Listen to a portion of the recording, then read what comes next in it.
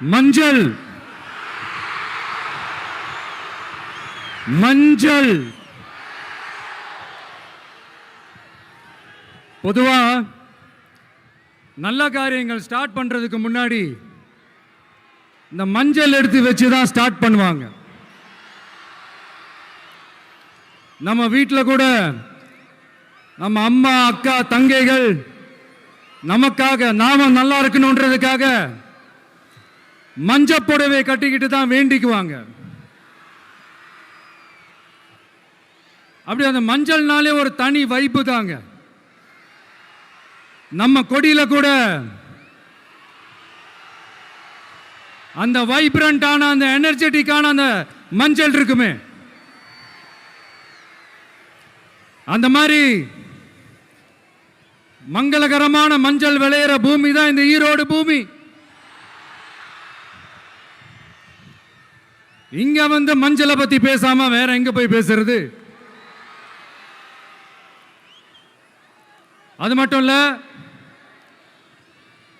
இங்க ஒரு மகத்தான ஒரு மனிதரை பத்தி நம்ம பேசி ஆகணும். இந்த ஈரோடு மண் விவசாயத்துக்கும் பேர் போன மண். இங்க நடக்கிற அந்த விவசாயத்துக்கு மிக முக்கியமான ஒரு கவசமா இருக்கிறது என்ன தெரியுமா? காலிங்கராயன் அணை, காலிங்கராயன் கால்வாய். காலிங்கராயன் அணை கட்டினதுலையும் கால்வாய் வெட்டினதுலையும் உயிரான உணர்வு பூர்வமான நிறைய விஷயங்கள் இருக்குது. அப்படி அந்த ப்ராசஸ்ல அவர் அந்த அணை கட்டும் போதும் கால்வாய் வெட்டும் போதும் ரொம்ப சோர்வடைஞ்சிட்டாராம். அப்ப அவங்க அம்மா அதை பார்த்துட்டு சொன்னாங்களாம், மகனே காளிங்கா, தயிர் வித்த காசு தாழ்வாரம் வரைக்கும் இருக்குது, மோர் வித்த காசு முகுட வரைக்கும் இருக்குது, அதை எடுத்துக்கிட்டு போய் அணைய கட்டியா கால்வாய வெட்டியான்னு சொல்லி தைரியம் கொடுத்தாங்களாம். பெத்த அம்மா கொடுக்கிற அந்த தைரியம் இருக்கு பாருங்க, அதை தாண்டி வேற எதுவுமே கிடையாதுங்க. ஒரு மனுஷனால எதையும் சாதிச்சு காட்ட முடியும். அப்படி ஒரு தைரியத்தை தான் இப்ப நீங்க, என்னுடைய அம்மா அக்கா தங்கைகள் நண்பா நண்பிகள் தோழர்கள் எல்லாரும் எனக்கு கொடுத்திருக்கிறீங்க. அதே தைரியத்தை, அதே துணையா என் கூட நிக்கிறீங்க. இதை எப்படி நம்ம பிரிச்சு விடலாம்? இதை எப்படி நம்ம கெடுக்கலாம்? என்னெல்லாம் அவதூறுகள் நம்ம விஜய் மேல சொல்லி மக்களை நம்ப வைக்கலாம்? என்னெல்லாம் சூழ்ச்சிகள் நம்ம விஜய் மேல பண்ணி மக்களை நம்ப வைக்கலாம்? இப்படி சூழ்ச்சிகளை மட்டுமே நம்பி குழப்ப நடத்துற சில சூழ்ச்சிக்கார கூட்டங்கள் இதை தொடர்ந்து செஞ்சுக்கிட்டு தான் இருக்கு. ஆனா அவங்களுக்கு தெரியாது, இது இன்னைக்கு நேத்து வந்த உறவு இல்ல. கிட்டத்தட்ட 30-33 வருஷத்துக்கு மேல இருக்கிற உறவு.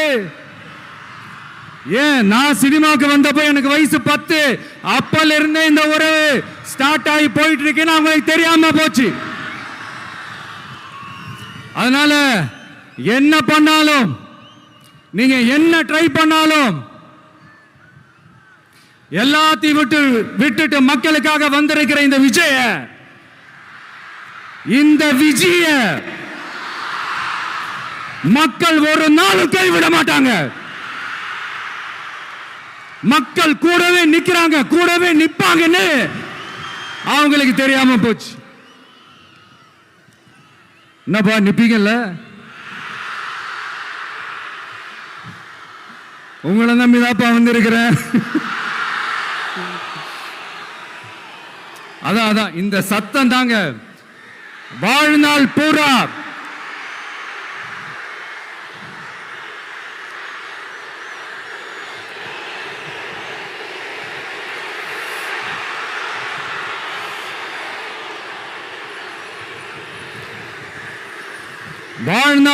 உங்களுக்கு நன்றியோடவே இருப்பேன்.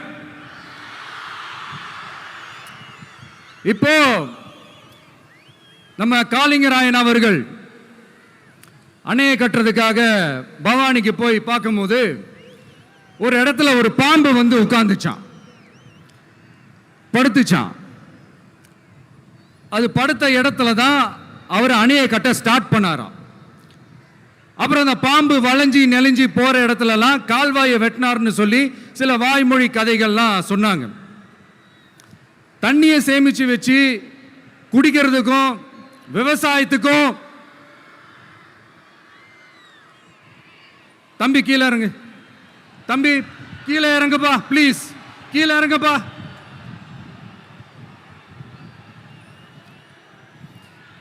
Okay, thank you thank you. கீழே இறங்குங்க, கீழே இறங்குப்பா. நீ இறங்கினாதான் முத்தம் கொடுப்பேன்.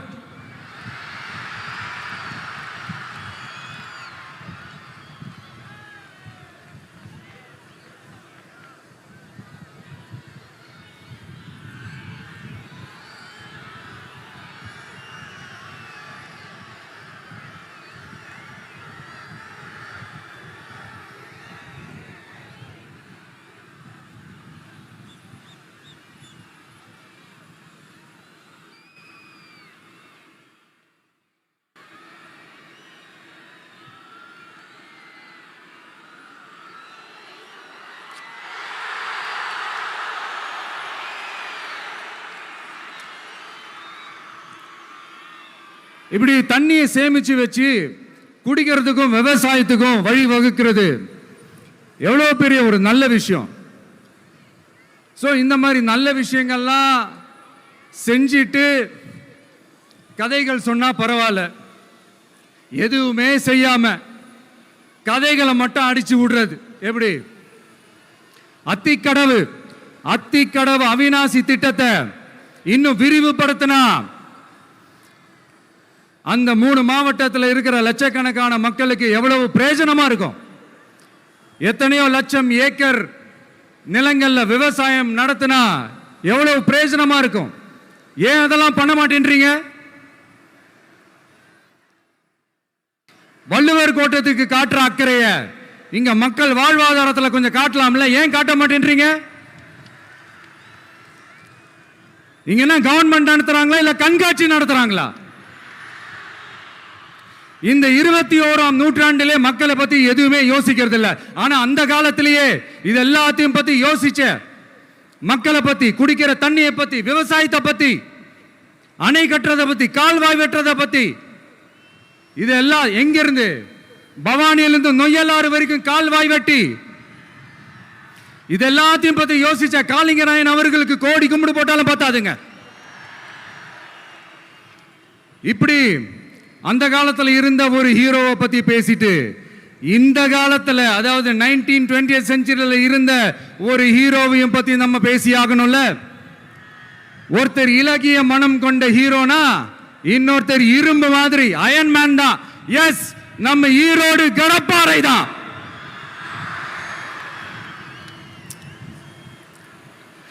ஒட்டுமொத்த தமிழ்நாட்டையே திருப்பி போட்ட சீர்திருத்த நெம்புகோல். ஈரோடு மாவட்டத்தில் பிறந்த அவர்தான் இந்தியாவுக்கே இடஒதுக்கீடு சம்பந்தமான அரசியல் சட்டத்தை திருத்தறதுக்காக போராட்டம் நடத்தினவர் யாரு? நம்ம தந்தை பெரியாரு. 100 வருஷத்துக்கு முன்னாடியே வகுப்பு வாரி பிரதிநிதித்துவம் வேணும்னு கேட்டவர். அன்னைக்கும் சரி இன்னைக்கும் சரி ஒரு ஆச்சரியத்தோட பார்க்கக்கூடிய ஒரு மனிதர், நம்மளுடைய கொள்கை தலைவர். அப்ப அண்ணாவும் எம்ஜிஆரும் யாரு? பெரியார் அவர்கள் கிட்ட இருந்து எங்களுக்கு தேவையான கொள்கைகளை எடுத்துக்கிட்டோம். அவரை ஃபாலோ பண்ற, அவரை வழிகாட்டி ஏத்துக்கிட்ட அண்ணா அவர்கள் கிட்ட இருந்தோம், எம்ஜிஆர் அவர்கள் கிட்ட இருந்தோம் தேர்தல் அணுகுமுறையை எடுத்துக்கிட்டோம். அண்ணாவும் எம்ஜிஆரும் தமிழ்நாட்டோட சொத்து. அவங்கள பயன்படுத்துறத பத்தி யாரும் இங்க கம்ப்ளைண்ட்லாம் பண்ண முடியாது. அண்ணா எங்களோடது, எம்ஜிஆர் எங்களோடது, நீங்களாம் எடுத்துக்க கூடாது அப்படிலாம் யாரும் இங்க அழுதுட்டு இருக்க முடியாது, சொல்லிவிட்டேன். அதனால நாங்க ஒரு வழியில அரசியல் செஞ்சுக்கிட்டு போயிட்டு இருக்கிறோம். உங்களுக்கு தான் டிவிக்கு ஒரு பொருட்டே இல்லைல்ல, அப்புறம் ஏன் கதறீங்க? அப்புறம் ஆளாளுக்கு அங்க போயிட்டு இங்க போயிட்டு புலம்பி தள்ளிக்கிட்டு இருக்கிறீங்க. இது எப்படி இருக்கு தெரியுமா? எனக்கு பயம் இல்ல, எனக்கு பயம் இல்ல அப்படின்னு சத்தமா சவுண்ட் விட்டுக்கிட்டே சத்தமா பாட்டு பாடிக்கிட்டே இந்த நடுங்கிக்கிட்டே சின்ன பசங்க நடந்து போவாங்க. அந்த மாதிரி இருக்கு. முதல்ல மண்டையில் இருக்கிற கொண்டைய மறைங்க சார்.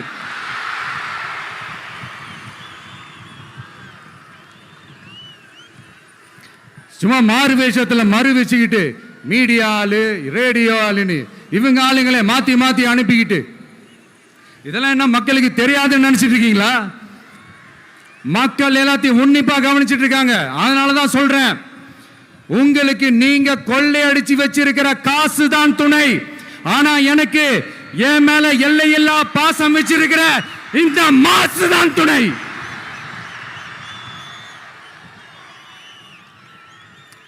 இப்படி நமக்கு துணையா இருக்கிற ஈரோடு மக்களுக்காக நான் இப்போ குரல் கொடுக்கலான்னு வந்திருக்கிறேன். சரி, இப்போ விஷயத்துக்கு வருவோம். பெரியார் அவர்கள் கிட்ட இருந்த அந்த செல்வாக்கையும் அந்த பதவிகளையும் அந்த பவரையும் வச்சுக்கிட்டு அவர் என்ன சொன்னார் தெரியுமா? இவ்வளவு செல்வாக்கு, இவ்வளவு பதவிகள், இவ்வளவு பவர் இருந்தோம் நான் ஒரு 5 பைசா காசு சம்பாதிச்சிருப்பேனா? எனக்கோ இல்லை என் குடும்பத்துக்கோ பட்டங்கள் வேணும், பதவி வேணும்னு ஏதாவது கேட்டிருப்பேனா? இல்லை ஏதாவது லாபம் பார்த்துருப்பேனா? இல்லை எதுக்காவது ஆசைப்பட்டிருப்பேனா? ஆனா அவர் பேரை சொல்லிக்கிட்டு அவருடைய கொள்கையை ஃபாலோ பண்றதா சொல்லிக்கிட்டு இப்ப ஆட்சியில இருக்கிறவங்க என்னெல்லாம் செய்யறாங்கன்னு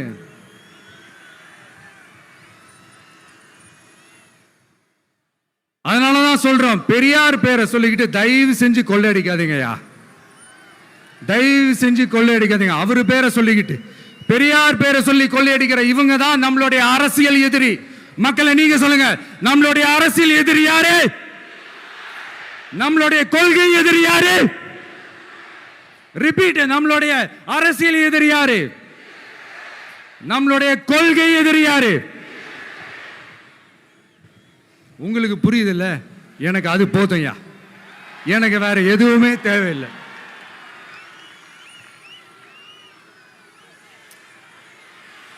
அதனாலதான்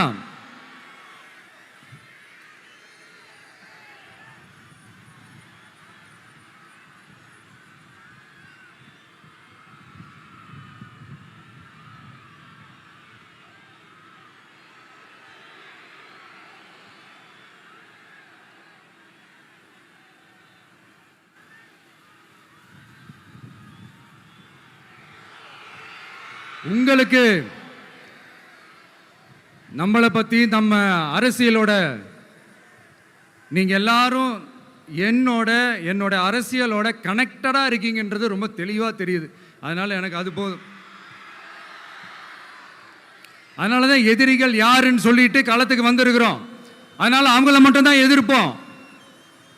அதுவும் அந்த எதிரிகள் யாரு இப்போ இங்க 2026 சட்டமன்ற தேர்தலில் களத்தில் இருக்கிறாங்களோ அவங்கள மட்டும் தான் எதிர்ப்போம்.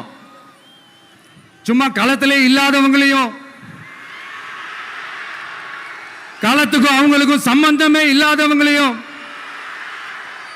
எதிர்க்கிற ஐடியாலாம் இல்ல பாஸ்.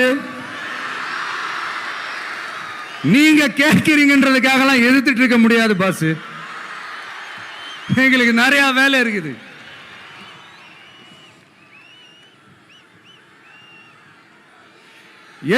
எத்தனை பொய்யான வாக்குறுதிகள். வந்த உடனே நீட்டை ரத்து செய்வோம், கல்வி கடனை ரத்து செய்வோம், கேஸ் சிலிண்டருக்கு மானியமா 100 ரூபாய் தருவோம், என்னெல்லாம் அடிச்சு விட்டுட்டு இன்னி வரைக்கும் கேட்கிறேன், இதெல்லாம் சொன்னாங்களே செஞ்சாங்களா? இவங்க எப்பவுமே இப்படிதான், சொல்றது ஒண்ணு செய்யறது ஒண்ணு. திமுகவும் பிரச்சனைகளும் ஃபெவிகால் போட்டு ஓட்டின ஃப்ரெண்ட்ஸ் மாதிரி ஒன்னிலிருந்து ஒன்னை பிரிக்கவே முடியாது. இப்போ ஈரோடு பகுதியில் இருக்கிற பிரச்சனையை பத்தி பேசுவோம். பெரியார் பேரை மட்டும் சொல்லிக்கிட்டு எப்படி அவரோட கொள்கைகளுக்கு எதிராக செயல்படுறாங்களோ அப்படிதான் இந்த மஞ்சள் நகரத்தோட மஞ்சளுக்கும் ஒண்ணும் பண்ணல, மஞ்சள் விவசாயிகளுக்கும் ஒண்ணும் பண்ணல. ஆராய்ச்சி மையம், சிறப்பு மையம்னு கோடியா டெண்டர் விட்டாங்க, பேருக்கு கட்டிடத்தை கட்டினாங்க.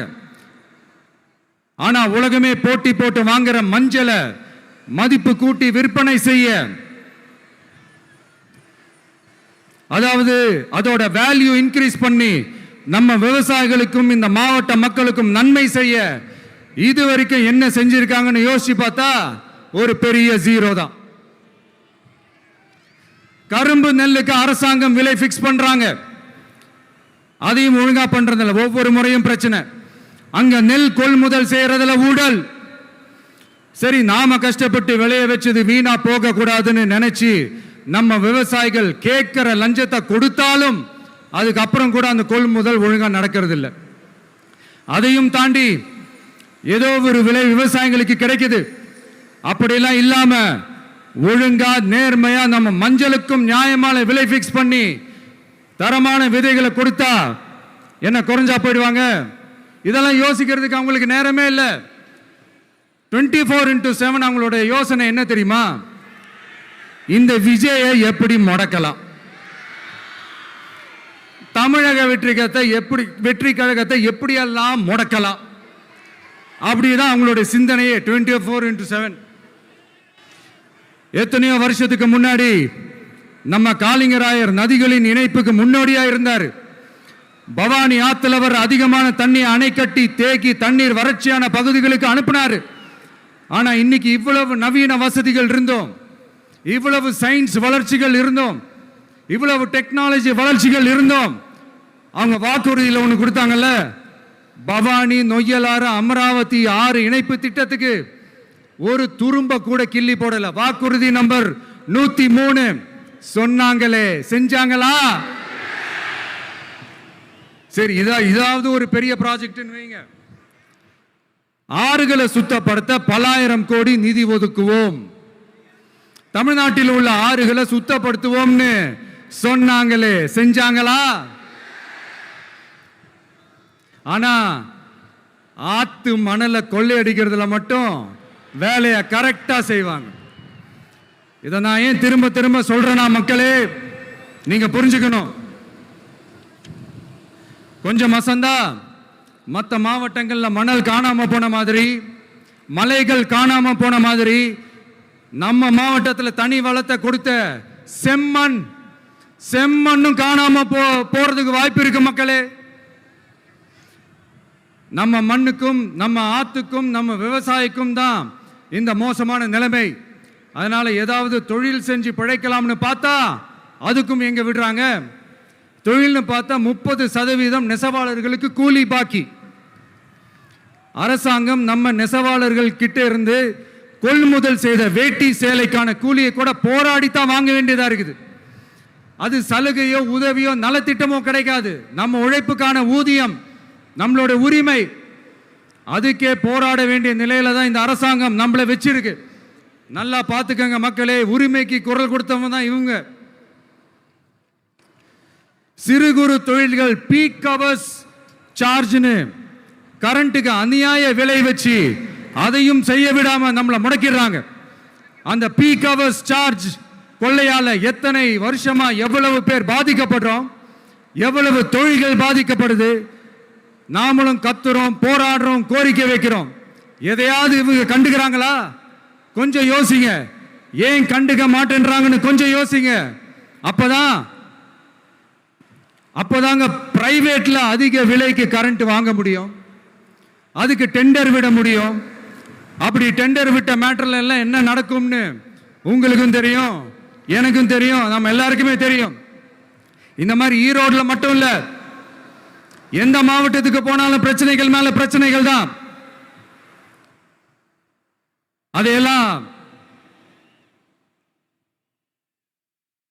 தீக்கிறதுக்கு ஒரு சொல்யூஷன் கூட சொல்லாம இதுல வேற பெருமையா மாடல் அரசுங்கிறது இல்ல. நான் கேட்கிறேன், கூச்சமா இல்ல?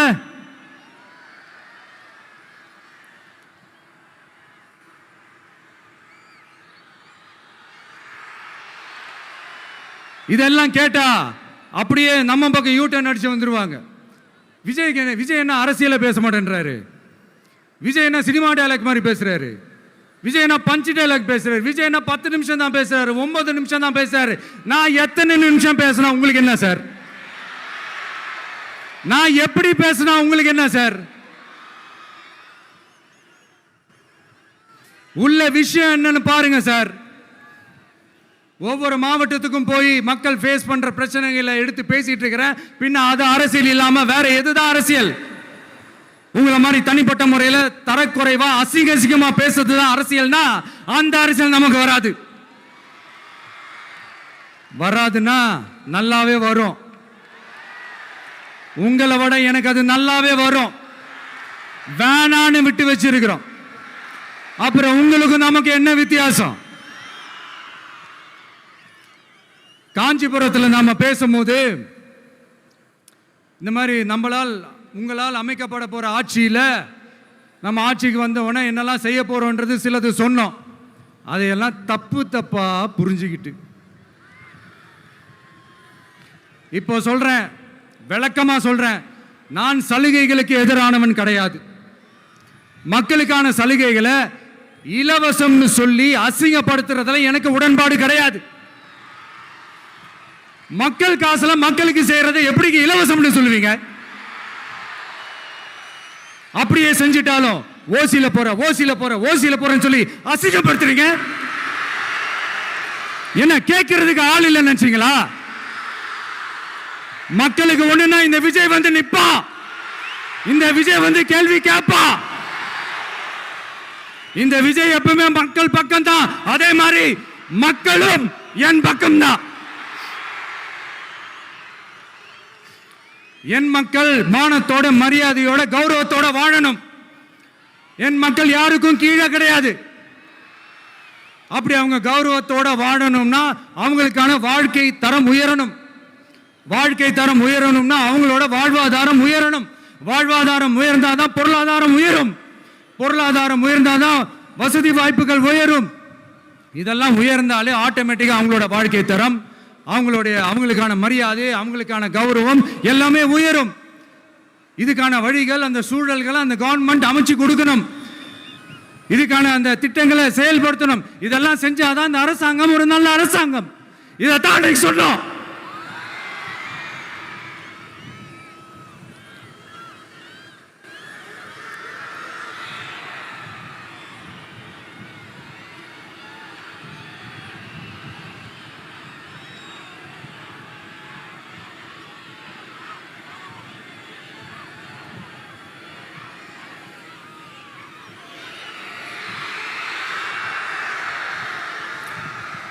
இதைத்தான் இன்னைக்கு சொன்னோம். உடனே சொன்னா மட்டும் போதுமா? எப்படி செயல்படுத்துவீங்க?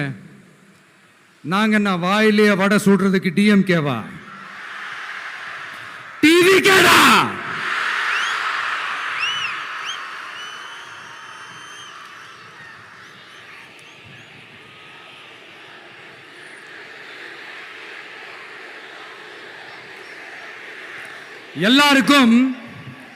எல்லாருக்கும் நிரந்தரமான ஒரு வீடு இருக்கணும்னு சொன்னோம். உடனே எங்க ஆட்சியிலே நாங்க எல்லாரும் வீடு கட்டி கொடுத்துட்டோமே அப்படிங்கிறது இல்லை. நான் கேட்குறேன், இங்க உங்களை தான் கேட்குறேன், இங்க வாடகைக்கு இருக்கிறவங்களே இங்க யாரும் இல்லையா? எல்லாருக்கும் சொந்தமா வீடு கட்டி கொடுத்துட்டாங்களா? அடுத்து வீட்டில் இருக்கிற ஒவ்வொருத்தரும் மினிமம் டிகிரி படிச்சிருக்கணும் அப்படின்னு சொன்னோம். உடனே எங்க ஆட்சியிலே எல்லாரும் டிகிரி படிச்சு முடிச்சிட்டாங்களே அப்படிங்கிற மாதிரி சொல்றது அது உண்மைனா? ஸ்கூல் லெவல்லையே டிராப் அவுட்ஸ் அதிகமானது யாரோட ஆட்சியிலங்க?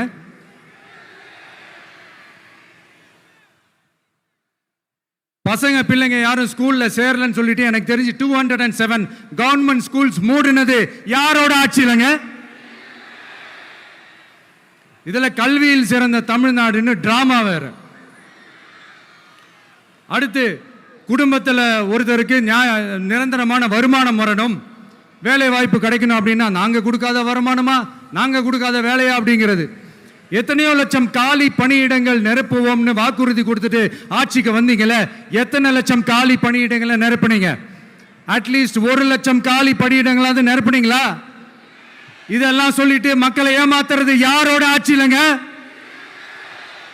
அடுத்து ரொம்ப முக்கியமா பெண்களுக்கு பாதுகாப்பு இல்லை, சட்டம் ஒழுங்கு சரியா இல்லைன்னு சொன்னா தமிழ்நாட்டில் பெண்கள் பாதுகாப்பு தான் அதிகமா இருக்குதான். நீங்க சொல்லுங்க மக்களே, பெண்கள் பாதுகாப்பு இருக்கு, சட்டம் ஒழுங்கு சரியா இருக்கு? அவங்க சொல்றது உண்மையா? அவங்க சொல்றதை நீங்க ஏத்துக்கிறீங்களா? சத்தமா கேக்குதா சார்? இதுதான் ரியாலிட்டி, இதுதான் நிஜம். நம்மளுடைய ஆட்சியில சட்டம் ஒழுங்குல சமரசமே இருக்காது. அதனாலதான் இவ்வளவு ஸ்ட்ராங்கா சொல்றோம், தைரியமா இருங்க மக்களே. இந்த மாதிரி விஷயங்கள்லாம் நம்ம மக்கள் கிட்ட எடுத்து சொன்னா உடனே இந்த இது எடுத்துட்டு வந்துருவாங்க.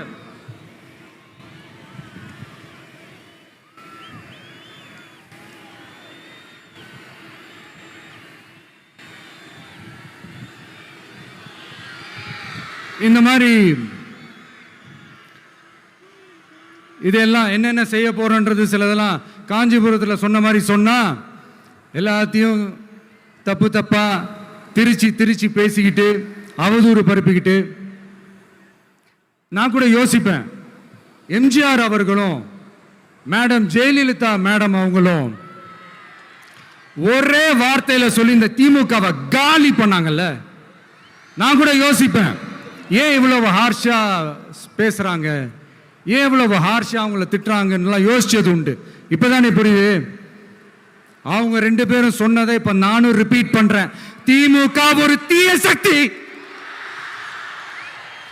திமுக ஒரு தீய சக்தி, திமுக ஒரு தீய சக்தி, திமுக ஒரு தீய சக்தி, தீய சக்தி, தீய சக்தி, தீய சக்தி.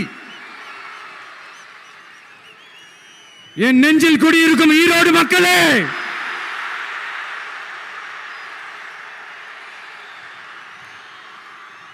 டிவிகே ஒரு தூய சக்தி.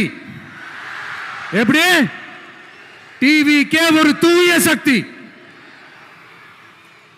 தூய சக்தி டிவிகேவுக்கும் தீய சக்தி டிஎம்கேவுக்கும் தான் போட்டியே.